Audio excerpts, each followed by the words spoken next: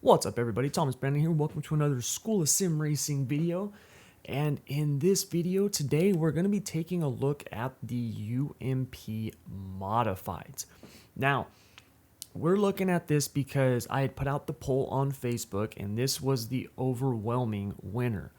Now, full disclosure, I got to be honest with you. I'm not a very good UMP Modified driver. In fact, I just got this car probably 3 days ago. I had put it, the only reason I had even put it on that survey was because I had just done a very little bit of driving with it in a, like just by myself practice session. And initially I was like, oh, well, it kind of feels like a sluggish late model. I was like, it's probably going to be pretty similar in terms of the setup and things like that. And so I had put it on there because I do know the late models and stuff like that, much better than these. And I was wrong. I was absolutely wrong.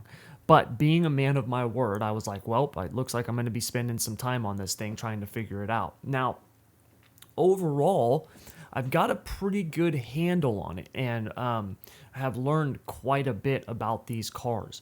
And so what we're going to do in this video is I'm going to show you a couple of things that you want to do with your car, and then how you can adjust this, moving forward. Keep in mind, this is really important, these are not like the winged sprint cars, meaning I can't just give you a setup for this and then say, okay, here you go knock the cover off the ball. These don't work like that. These late models, the dirt midgets, the non-wing sprints, the setup can help you, but overall your driving style is so dependent upon the setup that there is no universal, good setup. You can go try 100 setups, and if those setups aren't tailored to your driving style, it's not going to work. Now, I'm going to tell you a few things. I'm going to show you a few things that are going to make your setup better, going to make the car feel 100 times better, because I've done a lot of testing with this over the last few days. But that being said, just know I am not the world's greatest UMP Dirt Modified driver. But those of you who are good with these cars, the stuff that I'm going to show you, if you're not already using it, should drastically help you. Because there are a few things that I have figured out and discovered that if they helped me as much as they helped me, then they should really help those of you who are like really good at these cars, because these cars are, I understand now why so many people wanted help with this car. This car is, it's hard to drive, especially when the car slicks off. It is really hard to drive. It's sluggish. You have to really plan out your line like really far in advance. Coming from the open wheel stuff like me, like the midgets and the sprint cars and stuff like that, hitting your line, you're really trying to be patient and wait and wait for the car to kind of turn itself and things like that.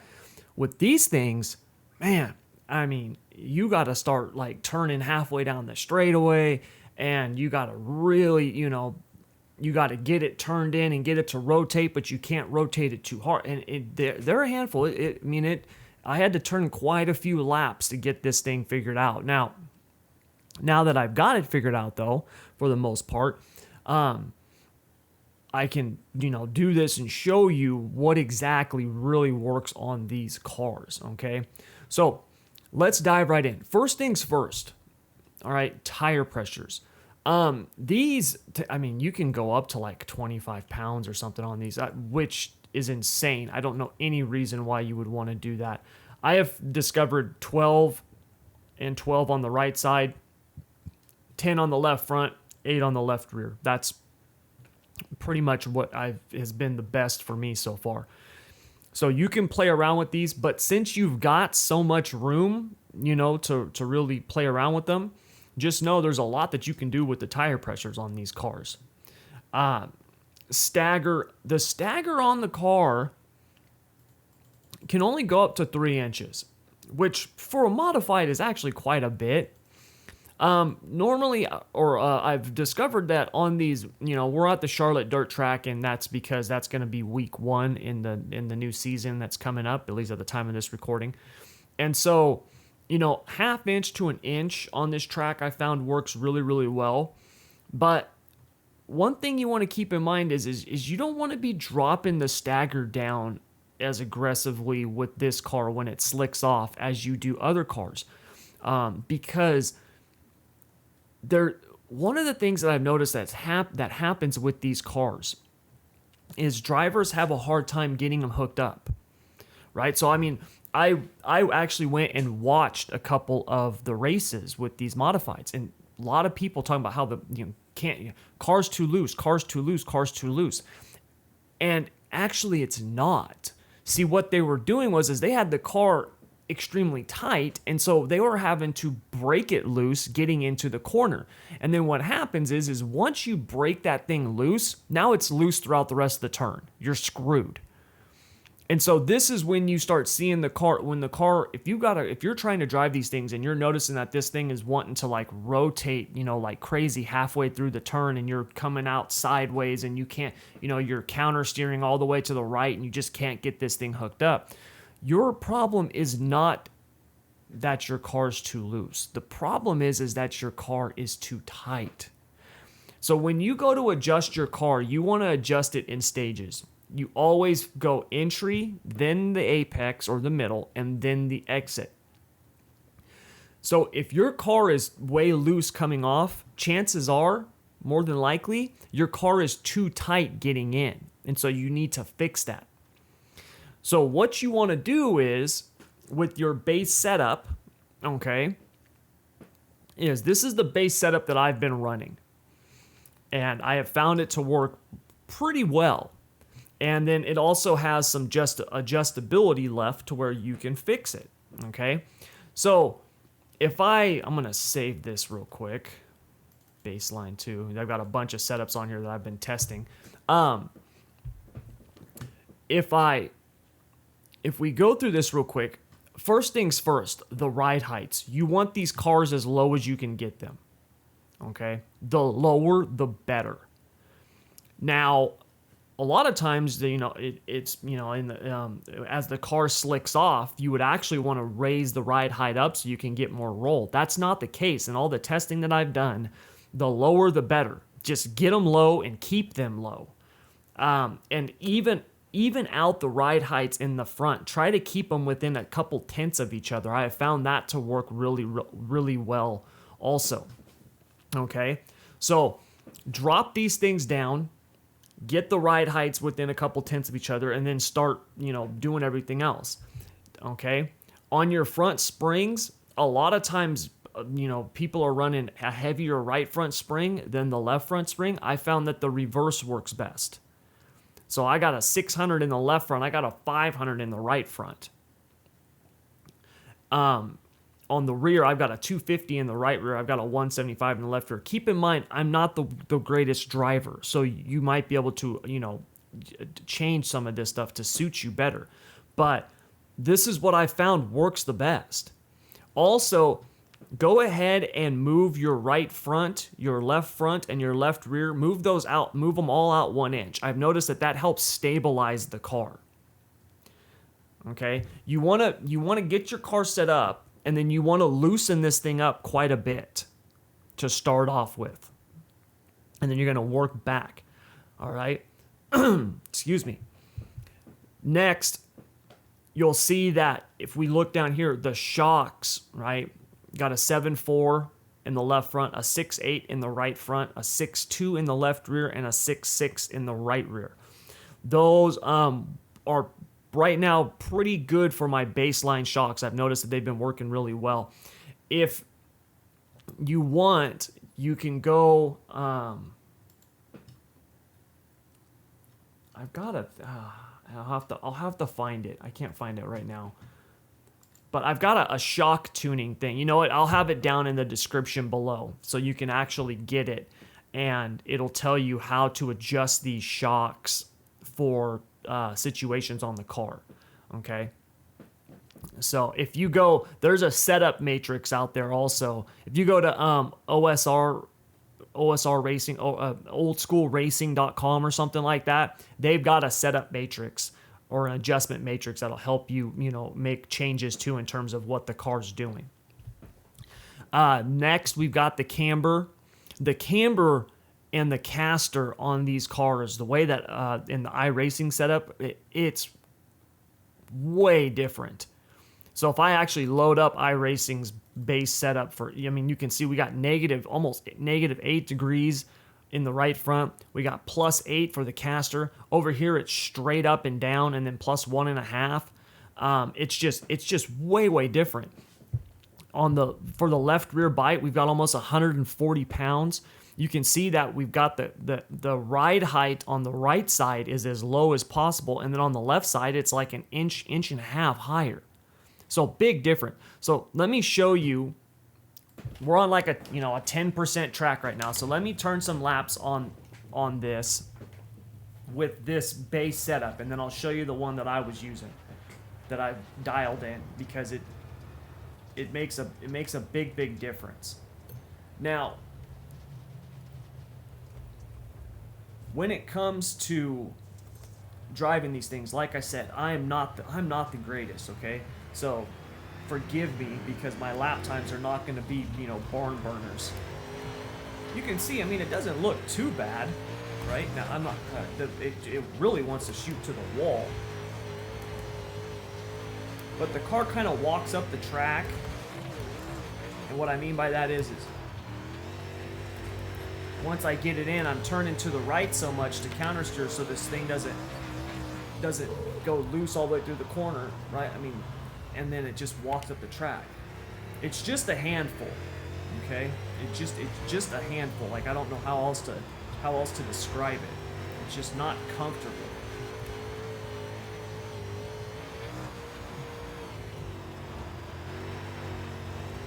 But see how it slides up the track like that? Now, I'm sure some of that is on me. Like I said, I'm not the best driver of these cars. So I'm sure some of that is on me. Damn, I've hit the wall just about every freaking lap. And you might be able to hold it wide open around here. I can't yet. Like I said, I've probably only got about 3 to 4 hours of time driving this car. Maybe 100 laps total. It's not much. So, and this is a 10% track. I can tell you right now, if I go to just even a 20 or 30% track with this setup, I'm all over the place. Horrible. It's so bad. So, you can see that's the base setup. Now, if we look at that setup real quick, okay, we take a look at it, you can see tire pressures are pretty similar, the Stagger is. And then if you look at the springs, we got different springs, different shocks. The caster, the camber is different shocks and springs in the rear. The upper trailing arm on the left side is all the way up. The one on the right is at 16. It's not all the way up. It's all the way down. So, they've got it at the absolute extremes in terms of how the use of it. And then we've got 2/16 of an inch in axle lead in the back. Okay. And then most importantly, we have almost 140 pounds to the left rear. All right. Now, if we go to my setup, I got 55 pounds to the left rear. I got my J-bar heights much different. I've got different shocks, different springs. Everything's different here, okay? Everything's different. And I've got my axle lead at -4/16. So, let's take this out and see the difference.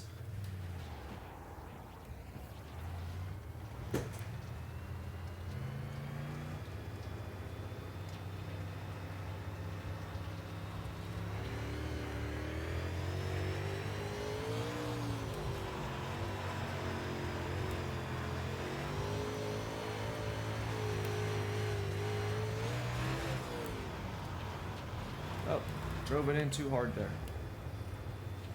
See, I'm used to that other setup where I was having to drive the crap out of it just to get it into the corner.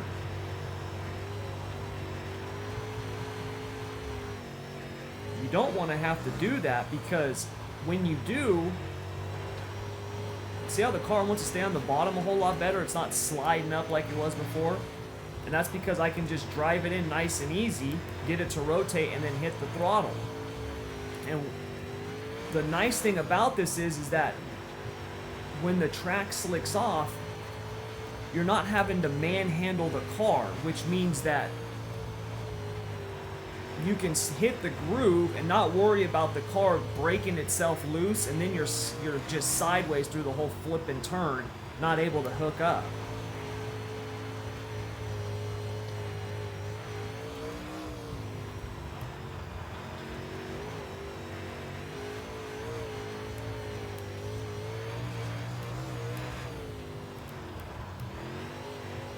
That one I pinched, I cut too much, but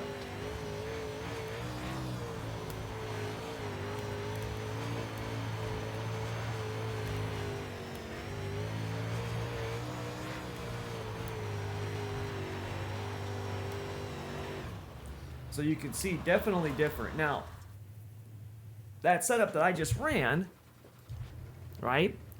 Because by the sound of it, you'd be like, well, Tommy, man, that does not sound good at all. But if we actually go down and we look, right, I was faster. I was much faster, letting off the gas as much as I was than I was in that other setup, right?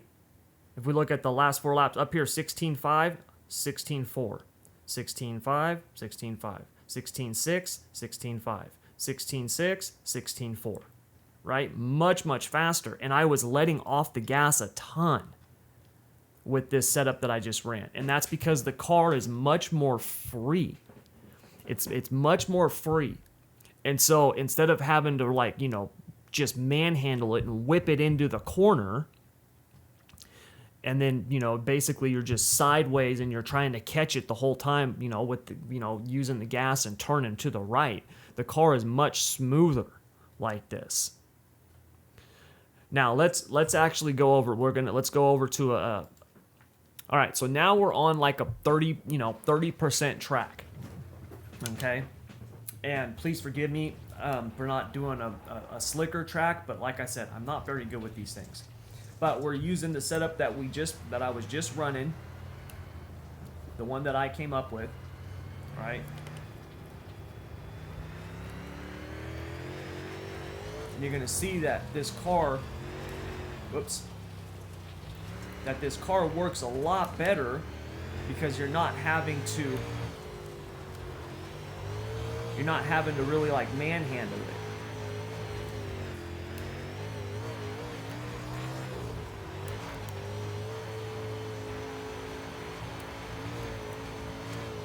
See, just nice and smooth.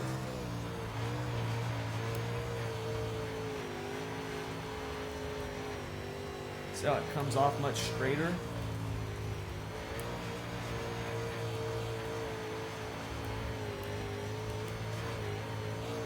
And it's rotating without me having to, you know, throw the car in. And then it's just a matter of me driving it through the corner with the throttle.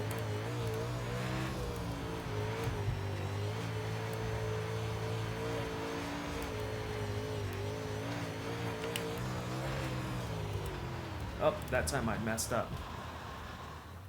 Forgive me, like I said, I'm not very good at these things. Now, you can see the couple laps I did, you know, decent there, mid-16s. Now, if I go to iRacing's setup,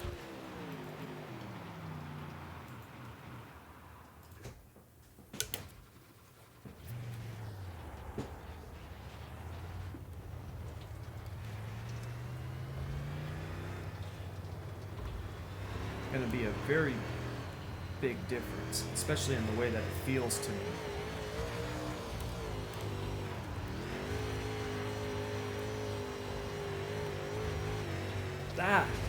Wall. See how that thing just snapped to the wall like that? That's what happens with left rear bite.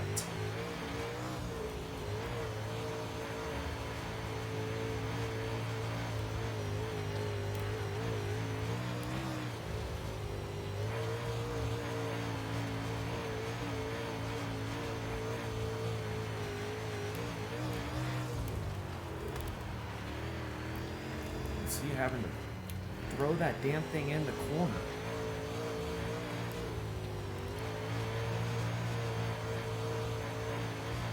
And it wants to walk. That I call that walk up the track. That's what it wants to walk up the track.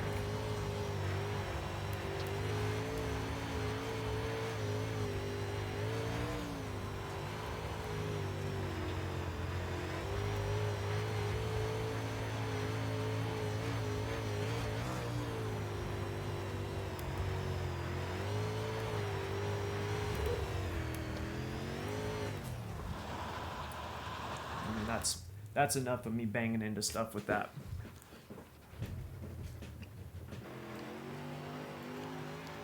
But you can see those laps in the 17s. And that last one, I went around the bottom. I was going around the bottom. So, big difference. All right? Big difference. Now, one thing that I want you to do is on the setup, okay? So you got this setup right here, all right? Take notes, write it down, whatever, okay? So you know this. And then down in the description below, okay, I'll have the adjustments that you can make. As the track slicks off, you want to add left rear bite. You do that simply by jacking the ride height up and down on the left rear, okay? All the other ones, you want them to be as low as possible, all right? So you'll basically just move this left rear up and down to get, right? So if I wanted to increase the left rear bite, I jack this up and then fix everything else, right? Get it back to, as close to the low as I could. Right about there. Now I'd bring this back down some because I don't want more than 100 pounds. Somewhere right around there. There we go. All right.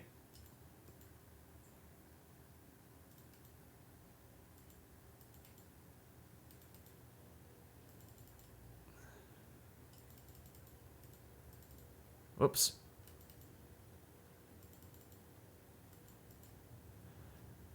And then, come on. Adjusting the ride heights on this car, I have found to be a pain in the ass. There we go. Okay. And then when you do that, just reset your axle lead. All right. And then you're also going to need to, there's going to be times you're going to need to reset your camber and your caster. Okay. You can see here, I've got my wheel, my right rear wheel all the way out. If the car's too loose for you, move this right rear in.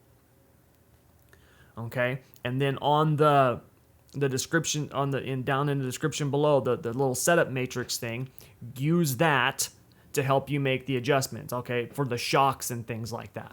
Because that'll definitely help you. All right, and I'll have the setup matrix for all the other setups you can make with this. Okay. Now this car in the beginning is going to feel probably weird to you because it's going to be so loose. It's going to feel so loose. So go on to like a 10% track, get used to driving it, get used to not having to whip the crap out of it and throw it in and stuff like that, and then you're good. Okay, once you do that, then you can start, going up to the higher percentages. And 30, 40, 50% and get used to driving slick.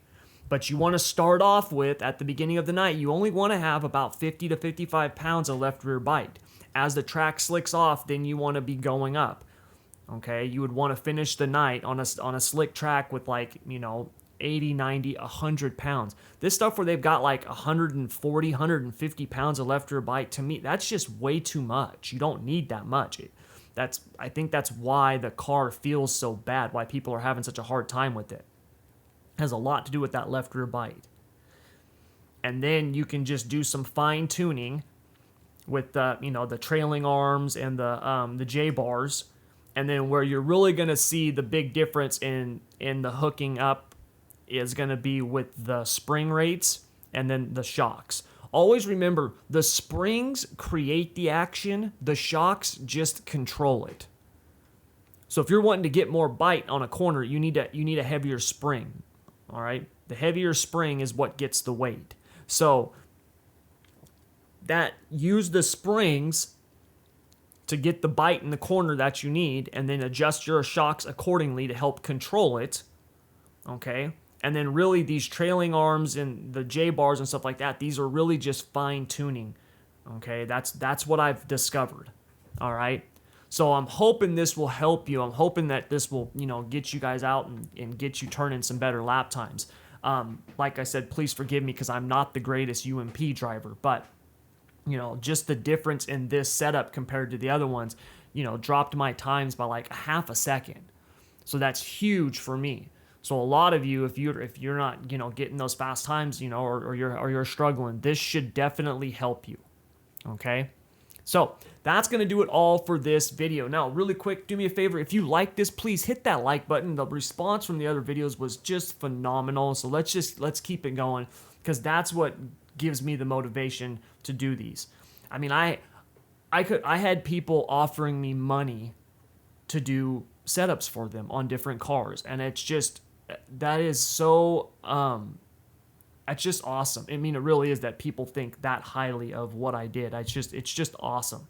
So if you like this, you know, hit the like button, share this video with as, you know, many drivers as you can find, get it out there to them, and then make sure that you subscribe so you know when the next video that I put out, you know, right, you're not going to miss it, because the next one's going to be on the dirt midgets.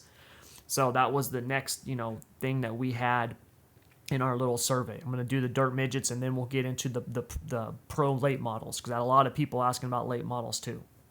So that's going to do it. Thank you very much. Until next time, I want to wish you good luck, good racing, and take care.